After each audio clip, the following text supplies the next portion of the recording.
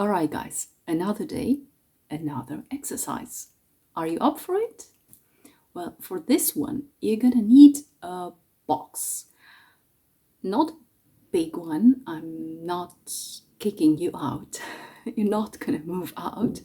So you don't really need something big. You're gonna need a medium size one. Something like that. Well, big enough to put your little treasures in it. Because from now on, this box will become your treasure box. In fact, from now on, this box will become your inner child's treasure box.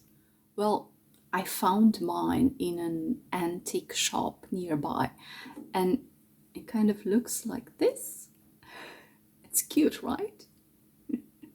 So it was like a biscuits box. It probably had some yummy biscuits inside a while ago. But I thought it's perfect for an inner child treasure box. What are you going to place inside this box? Well, what do you think? Remember when you were a kid, things like cars, big houses, money didn't mean much to you because you couldn't grasp, you couldn't understand their value. And truly speaking, money, it's just a piece of paper, a red, blue, green piece of paper that we assign some value to. For kids, those things have little to no value. Well, I'm not talking here about extreme cases when you are an orphan and you live on the streets and you have nothing to eat. Of course, you're going to value a warm, safe, cozy roof above your head or food on the table. I'm not talking about that. When you were a kid, small things that you found on the street, things that were gifted to you by a dear friend or by a grandmother or grandfather, those things that have little to no value to adults were very precious to you. And if you are lucky enough to still have some of those childhood's small treasure, go ahead and place it in this box. It's a beautiful start for a collection like this. Otherwise, you're just gonna have to look around for these small treasures. You're just gonna have to keep an eye out for those beautiful small little things that can bring pleasure to your inner child.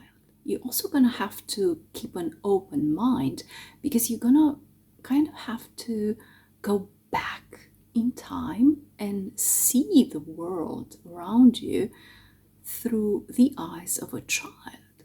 What would your inner child place in a box like that? What would you put inside? This exercise reminds me a lot of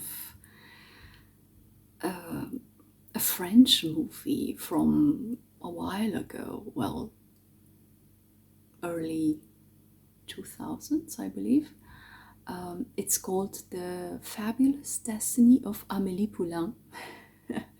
If you've seen that movie, you're lucky. But if you haven't got the chance to, or the time to see an European movie, I would advise you to have a look at that. It's beautiful. it's a very touching movie. It's a very touching story. In fact, in the movie, a box like this was lost. And Amelie Poulain was determined to, well, she found that box by accident, and she was determined to bring that box back to its original owner. What was in that box? Well, I'm not gonna tell you the whole story. Just go ahead and watch the movie and find out for yourself. The original owner of this box was named Bretodo, I believe, and the box became a Bretodo box, a box full of